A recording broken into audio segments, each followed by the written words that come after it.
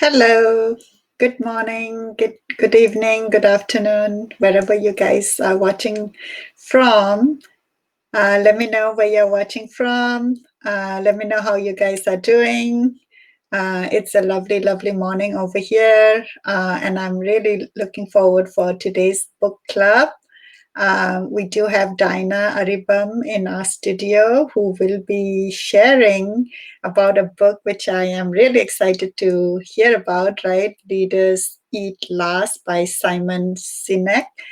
And I also want to share a little bit about a book, To Break or Bounce, by Dr. Shelley Plumb.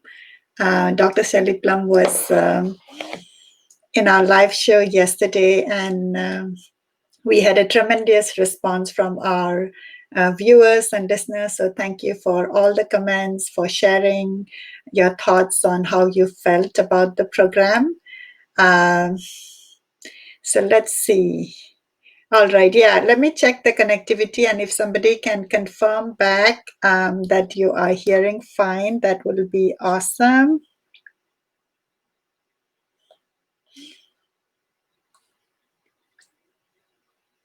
All right, I see that it is streaming.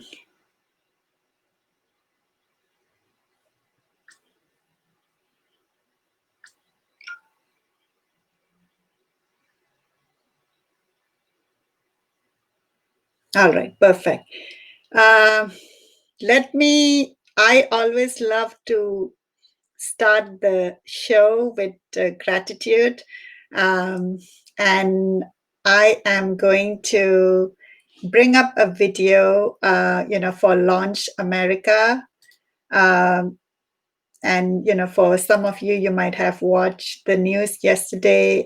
It's, for the first time in history, NASA astronauts have launched from American soil in a commercially built and operated American crew spacecraft on its way to the International Space Station. So I'm going to share a brief video, from NASA's website.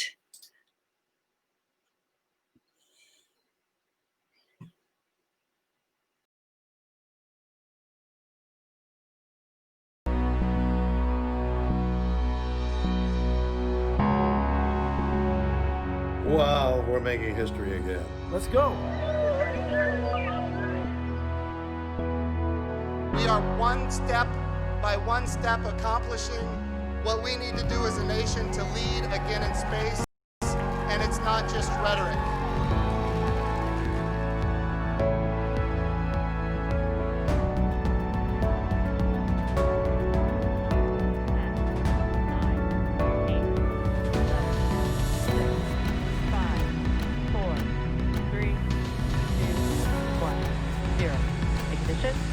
Liftoff of the Falcon 9 and Crew Dragon. Go NASA, go SpaceX, Godspeed, bottom dog. America has launched. Today we once again proudly launch American astronauts on American rockets, the best in the world, from right here on American soil. How was that? I am a big fan of technology, and I am very, very excited to see the progress, specifically, during this time of COVID-19, such a great news, to see the SpaceX crew, Dragon spacecraft carrying NASA astronaut Robert Becken and Douglas Hurley. It is really, really great. So I just wanted to share that as my gratitude, to technology, to the team, and just to see, right, how humanity have progressed and grown. All right. So to start our book club, as I mentioned in the beginning, if you haven't seen the show, please do check out, our Facebook page, and also I'll be uploading it in YouTube, our YouTube channel. So yesterday we discussed about To Break or Bounds with the author herself, Dr. Shelley Plumb. It's a really awesome book, which, there are a lot of learnings. And today I wanted to share and start our show with a reading which I haven't covered yesterday. So this is about balance and not perfection, right? So this is how I generally read my book, as you can see in notes. Balance, not perfection. We must aim for balance. Balance, not perfection, is the light at the top of the well and is only achieved when the heart and the mind are in alignment, right? So something very important, like I think we always see that when your heart and mind are not aligned, that's when you feel sad or you're depressed. There was a question about depression yesterday. The ability to bounce and not break under the perils of daily life lies in balance, right? So I felt that this was very, very pertinent, which is why I wanted to bring up and share it in today's reading, that it's very important for us to reflect and look back and see if we are balanced in our life, now. When our life are balanced, we are better able to cherish the time we have on this earth and respect the situation into which we have been put. I have learned from the past that life is fragile and can crack in an instant. So, when Dr. Shelley had written this sentence, I have learned from the past that life is fragile and can crack in an instant. How many of us have seen, right? Like how we can crack, how we can get very angry in the moment, or how we can feel really in the dark hole at that moment, even thinking about committing suicide. So it is very fragile, and hence, my choice of this section, so that I just wanted to bring your attention on balance. Balancing is so important.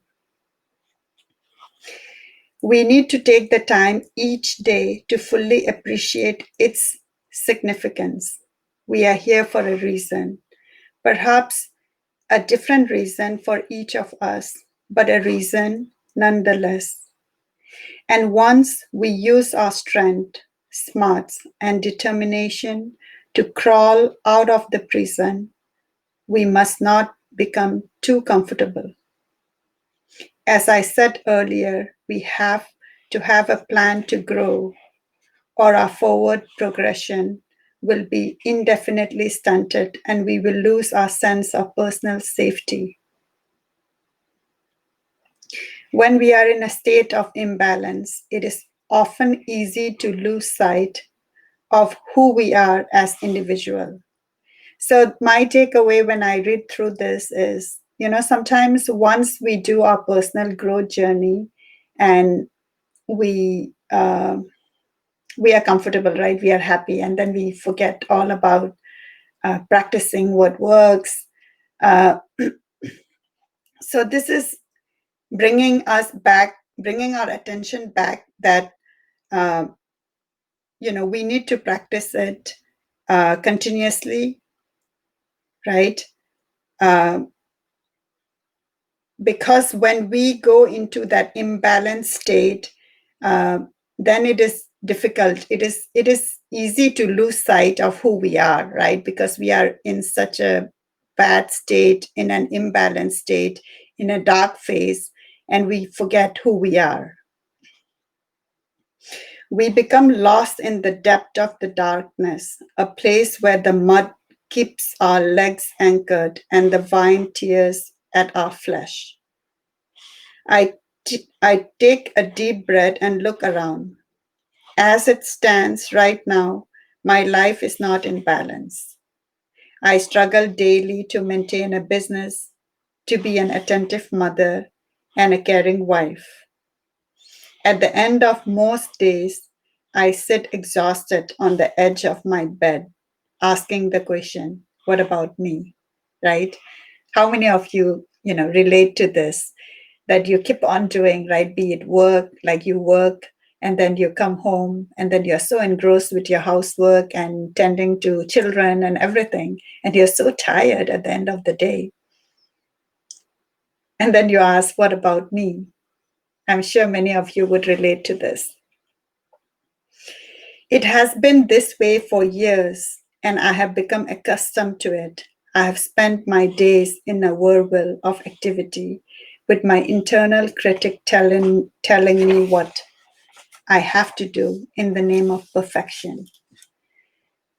So in chasing perfection, that you want to be perfect in your career, you want to be perfect as a mom, you want to be perfect in your personal space. In chasing that, the society's definition of being perfect, you could be left in a space where you're completely exhausted. And that is what I take it away reading through these sentences. I am ironically comfortable, but certainly not content with the way my life has unfolded. There is so much that I wanted to do, right? So sometimes we are in a space where we are comfortable, but you still are not content because you want to do so many things. And mostly the things what you want to do may not come up in your high priority list because you are trying to chase perfection in being what the society defines perfection, right? I wonder how many out there feel the same way. We must break free of the bonds we place on ourselves. We must turn from critic to cheerleader. These shackles restraining us are not fair and rob us of our freedom. They are not to be tolerated. The freedom to truly experience the world in its wonder and excitement is something we owe ourselves. We do matter, right? A strong sense of personal security is a treasure that is found when the vines of confinement are finally eliminated. Do you hear me? So here the author is calling for our attention, right? We are chasing perfection. We are trying to be the best in other areas. But what about you? What about your freedom? What about the things you want to do, right? So let me read it again because I think this is really important. We must break free of the bonds we place on ourselves.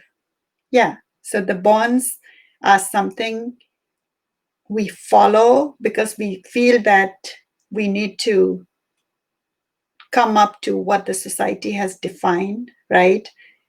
But that's something we place on ourselves. We must turn from critic to cheerleader. So we have spoken about, people criticizing you, but what about us? Sometimes we ourselves are so critical of our own self. The words we use to ourselves, criticizing ourselves. How about that, right? So we must turn ourselves from being a critic to cheerleader. I really love that. So it's very important to be celebrating wins, right? Cheering yourself of what you have done.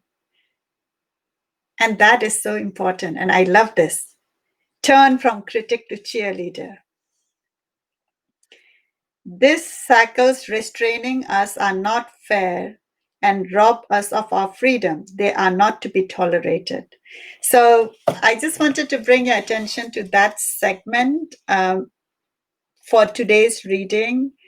We had definitely, discussed a lot of concept on saying no, the art of saying no, creating boundaries. So you can definitely catch up on our show. And also, if you are interested, you can look up for this book and get it. All right. So I'm going to bring up Diana now to go to our next sharing.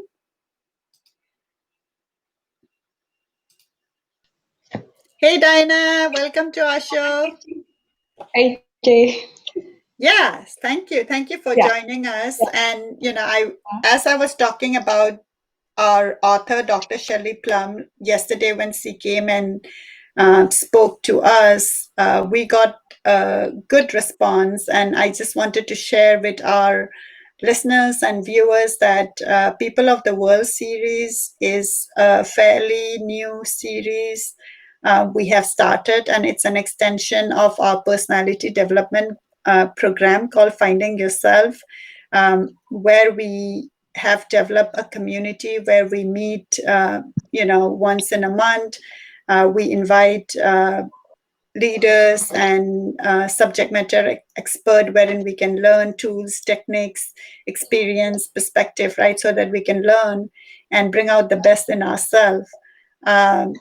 And so Dinah is also one of our hardcore main member. Yeah.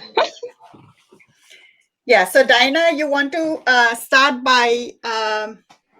I know that many of you might have seen Dinah before, but to introduce yourself a bit for our new listeners who haven't seen you. Yeah. Hi, everyone. My name is Daina Aribam, and I live in Tamiban, and I have been part of the book Finding the Voices book club, means this community. Yeah. Cool. All right. So you want to share about gratitude? I always love to start my show with gratitude, and I did share about Launch America, and I would love to hear about your nomination of gratitude for today's show. Okay. Today okay. So for me, I would like to say thank you to Karunanandi. She is an advocate, and I have been always wanting to say thank you to her for always inspiring me.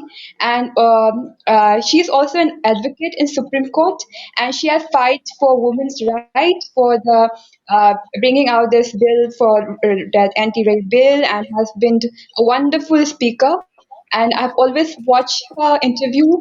It really motivates me, and thank you, Karunanandi. You have been fighting all this for all of us, and I really appreciate it. And you really truly inspire us. Thank you very much. Cool. All right. So, okay. So you want to proceed to your book sharing? Yeah. Today I'm going to be sharing my book, a book which is called "Leaders Eat Last" by Simon Sinek. This is a book which tells us about it asks us questions like why do people only few people get to say I love my job? Why only few people get to say that I love my job? In this book we are gonna get the answer. Simon Sinek got this answer when he was taking an interview with an U.S. Marine chief, and he said that we eat last, and we make our junior Marine eat first, and we eat last, and we do the same when we are in the battlefield. We first deal the danger first. It's like that. And in this book, it tells us about, it's not about managing number. It's about helping people thrive and find meaning in their work. It is something, and nowadays, when we see our work, our bosses will say or dictate us like, you have to do this, you have to do this. It's not like that. It doesn't work. It tells us that our bosses have to create an environment where people feel, when they wake up, they feel like, oh my god, I want to work, I just want to do it. The bosses have to create that environment, and this book just tells you about what we should do. So like that, it's like a iconoclast. This book is iconoclast. We always say that bosses have to be strict to get the profit. It's not like that. We first have to take care about for our employees, for our people, and numbers will follow. If we take care of our employees, then they will thrive to work very hard, and the numbers will follow. We should not first care about only about the number and not about people. Okay, so that was a very good conversation, but unfortunately, we have lost the internet connectivity of Diana. So let's just hang around for some time to see if she will be able to rejoin. And meanwhile, to our listeners, thank you for watching. Guru Mayum Nirmal, thank you for watching. And do let us know where you're watching from. How are you guys doing today? And we would love to hear about you. All right, so let me bring up Dinah. Dinah is back. All right, go ahead. Yeah. And so in this book, the reader talks about, gives an example where this person, Bob Chaplin, he took up the authority of taking care of an ailing company. And one day, where when there was a break, when there was a tea break, he saw the workers were having fun and my god, laughing, and like he was like, yeah, he was saying. And when they resumed the work, they were like dance depressed, or like something like that. That happiness all gone. So he thought like that. So he thought of creating the same kind of that energy when they were having breaks in their work. So he started to give greater autonomy to their workers. They started cooperating more, and he allowed more autonomy, and it drove them to work more harder. It tells in this book. And number two thing it tells about is the circle of safety. What is meant by circle of safety? It means that both have to create a circle of safety where we always must cooperate and help each other, not thinking like we should not be afraid to share our ideas, where like if I share my ideas, then other people will take my idea and he will be promoted. And we should not think like that. We should think about our community to be a family. When new employee come, he's a new family, and the boss to see, and the boss should his or her employees as his or her real son or daughter. He should have that perception, not like just a number, not like just a profit. He should treat everyone like that. He should keep the people first, not the number first. It tells us. And it is in this circle of safety, in this book, it tells a circle of safety. Circle of safety is an environment where we all have this like family belongingness kind of a thing, where we all cooperate, where we all share, where we all feel like a sense of belongingness, where we all love each other, I would say. And we don't think like pinpoint each other and like that. So we all work hard and strive to achieve that vision, that goal. And sure, we need to create a circle of safety in an environment. We have to break this rule, which we have, oh my God, be competitive and he will be first. Oh my God, I will be last. No, we should not create like that. It's our common goal. We all have to achieve and strive it and work hard. And number two things it tells about is building a culture. The bosses should create a culture where culture is like what it tells in this book is it's like a hidden hand. It's like a hidden hand, like where we do things unconsciously. So there should be a culture. There should be a culture. For example, I will delineate more about this. In November 2008, there was a Mumbai attack in the Taj Hotel, and where all the employees risking their life form a human chain and bring out all the this one tourists safely, and they all risk their life. Because why is this? Why is that they are risking their life and bringing out all this their tourists? Why? Because when they recruit their employees, they first look at the this one, not that qualification like education qualification. They see the more inner things, like more inner things like people. Dignity and all of this, there's more inner thing they see, not just only education qualification, he is passed, he's a first class, not that. They don't recruit like that, and we should create that. We should have a sense of belongingness with each other. In this book it tells us. And let the people, not the number. We should never forget any organization. It's not about just big companies. It's everywhere. It's like community. We all form small association. We should all see each other like a family. We should love each other like a family. And the authority, higher authority, like should see the employees just like the small, just like the own children. They should love them. They should keep their priority first. When they wake up, they should be like, oh my god, I want to work hard, I want to just go to work. They should have that belongingness. In this book it asks like, why only few people feel like going to work. It's like feel like, oh my god, I don't want to work like that. Only for money they are working. We should change this, and this is possible. And Simon Sinek tells that it's really possible. Yeah. Yeah. Cool. Do you Yeah. want to share a reading from the book? Yeah, yes, sure. There's a okay. So, if we it's an excerpt from the book which said, to really inspire us, we need a challenge that outsizes the resources available. We need a vision of the world that does not yet exist, a reason to come to work, not just a big goals to achieve. This is what leaders of great organizations do. They frame the challenge in terms so daunting that literally no one yet knows what to do or how to solve it. It just tells us yeah. Yeah, awesome. Yeah. And And I this one is was the third one, that danger. If we have if we have safety, then outside. If we have internal safety, then outside danger is not important. We must have the internal safety. We must create an internal safety where we have cooperation, when we care about each. all right.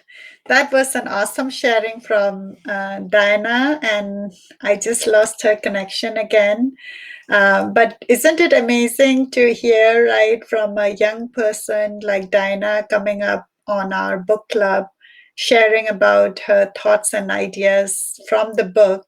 The book, of course, is very interesting, and we have a lot of things we can learn from, particularly if you are if you are working and you are looking for a very good environment in your workplace, on how you align your aspiration of career as well as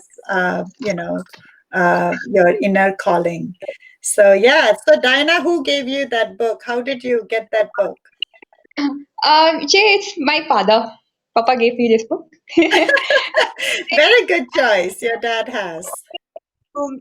They take my father book. I always read. This is something which my father gave me, and I this book really changed me. And I hope you guys read this book. It will change your lives too. A perception we all had that we should be strict. We should be like a martinet. We should not be like a martinet. We should be more flexible. It's not that flexible.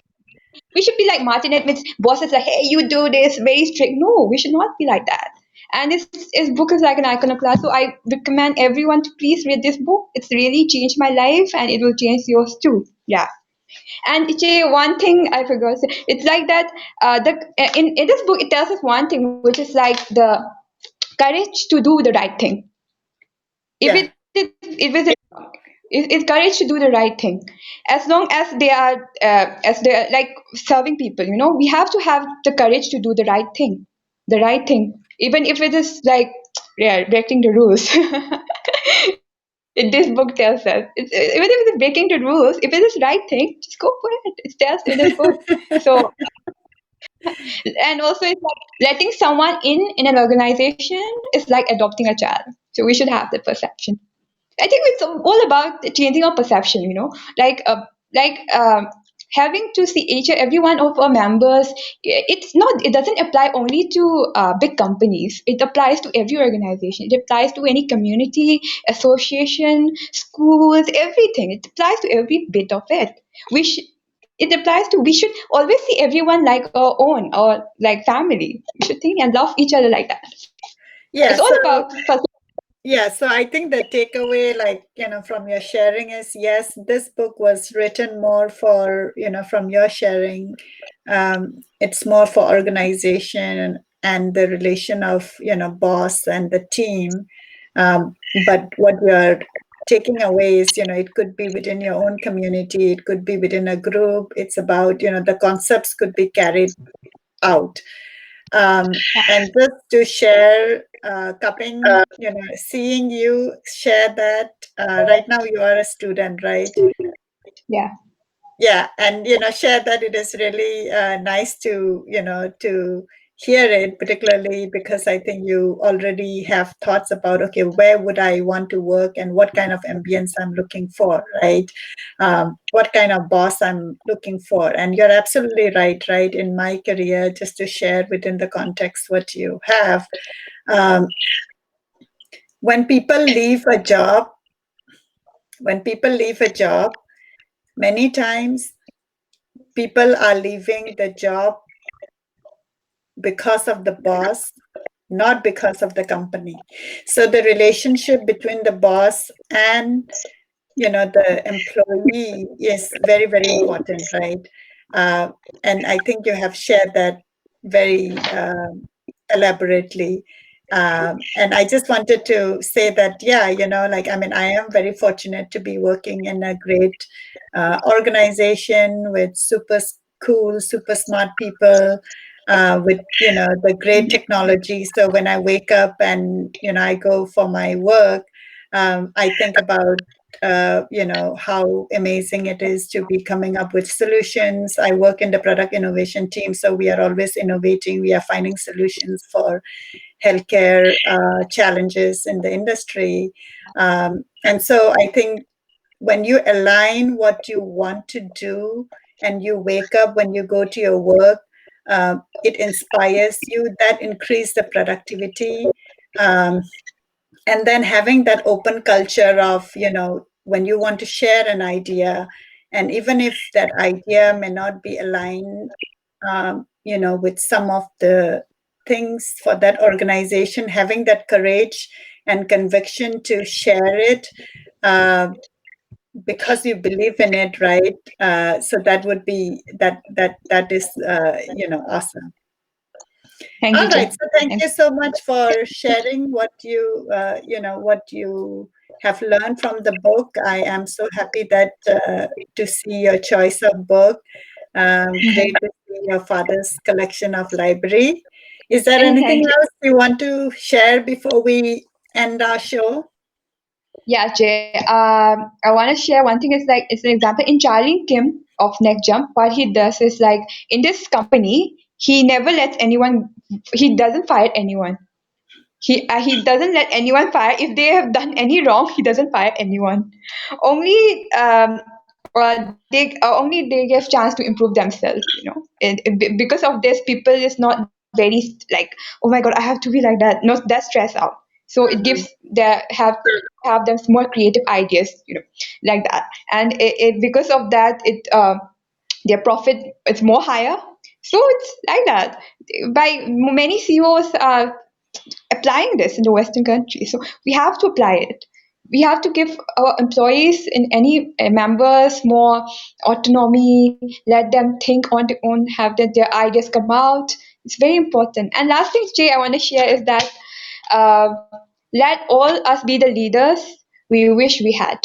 Let's not be like that. Why is not doing? Why is it? Let us be the one which we want to be. Let us all be the leaders we wish we had.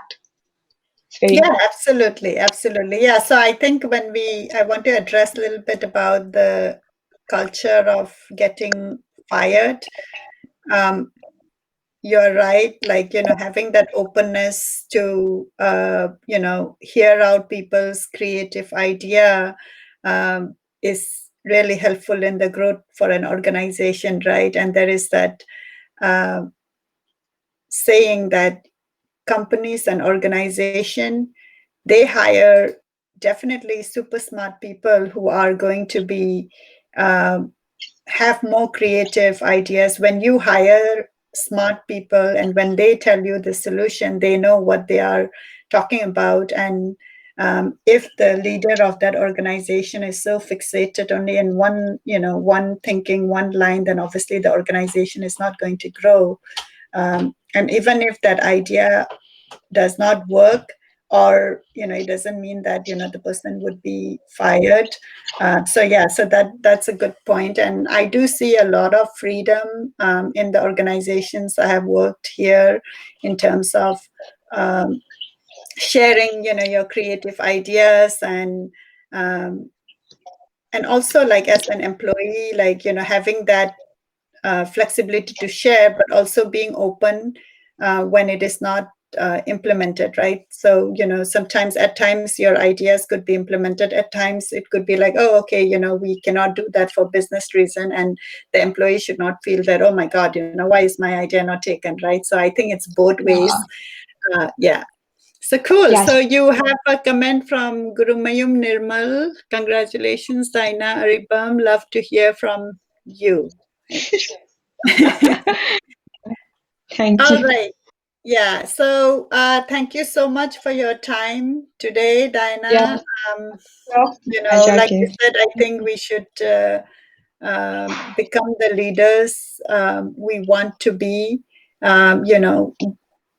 Building in the characters what we admire, carry that in yourself and make yourself as an example. So to all our listeners, thank you so much for watching. And our platform is open for you.